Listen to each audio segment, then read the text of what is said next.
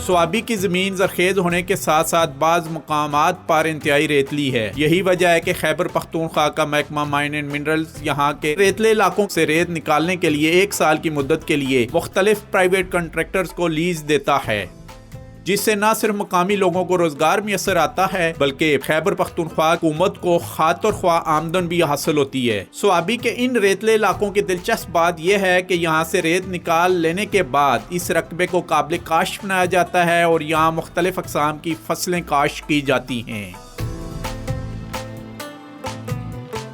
जी, इस वक्त हम एक माइनर मिनरल के यूनिट के ऊपर मौजूद हैं। डिस्ट्रिक्ट स्वाबी का ये इलाका है और ये वो अदना मिनरल यानी अदना बादुनियाद इसको कहते हैं। बेसिकली ये रेत है।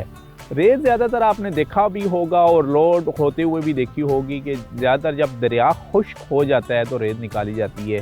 लेकिन ये जो ज़मीन है थ्रू आउट स्वाबी की, इसमें से रेत निकाली जा रही है। ये एक माइन है जिसको खैबर पख्तूनख्वा का डिपार्टमेंट माइन एंड मिनरल देख रहा है और लोगों को ये लीज़ पर भी यहाँ पर दी गई है और तकरीबन पूरे सूबे की जो डिमांड है वो ये पूरा कर रही है। इसके बारे में हमारे साथ मौजूद है assistant director mine department Swabi Sadiq Al Amin sahab. उससे पूछते हैं, जी सादिक साहब बताइएगा हमें, जैसे कि मैंने कहा कि ज़्यादातर तो हमने खुद भी देखा है कि जहाँ दरिया खुश्क हो जाता है, जैसे दरिया रावी हो गया या दरिया सतलज हो गया या आपका इंडस रिवर हो गया, खुश्क हो गया, तो वहाँ से रेत निकाली जाती है। लेकिन ये तो पूरी हमें माइंड लग रही है जिसको हम एक्सप्लोर कर रहे हैं अपने नाजरीन के लिए फर्स्ट टाइम डिस्कवर पाकिस्तान से। तो इसकी ज़रा बताइएगा आप, साइंस क्या है इसकी?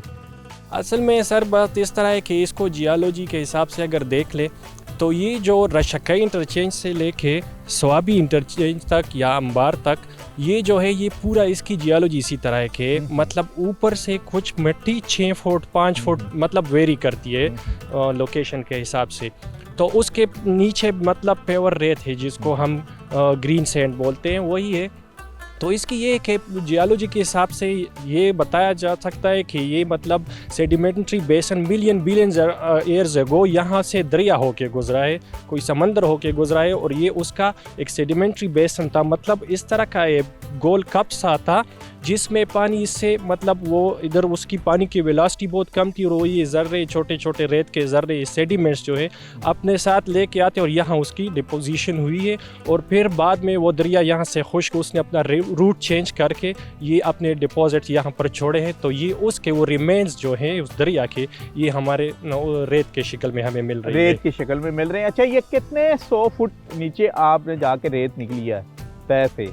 ऊपर की तय की मिट्टी की है और नीचे रोड कितनी इसकी खुदाई है उसके बाद रेत निकली शुरू हुई? ये अगर आप देख ले विजुअली तो तकरीबन 100 से 150 फुट तक ये नीचे गए हैं, ये खुदाई कर रहे हैं। लेकिन इसमें इंटरेस्टिंग बात ये है कि मतलब इस एरिया में पानी के कुछ आसार भी 150-200 फुट तक भी गए हैं आगे जो माइंस है उसमें, लेकिन पानी के कुछ आसार नहीं। बस इसमें ये कि ये जो ऊपर वाला बेड है मिट्टी का, ये मैंने पहले बताया कि 6 फुट 5 फुट उसको हटा के नीचे हमें ये रेत मिलती है। और ये कितने एकड़ के ऊपर रकबा है जो थ्रू आउट जो आपकी माइनिंग है यहाँ पर?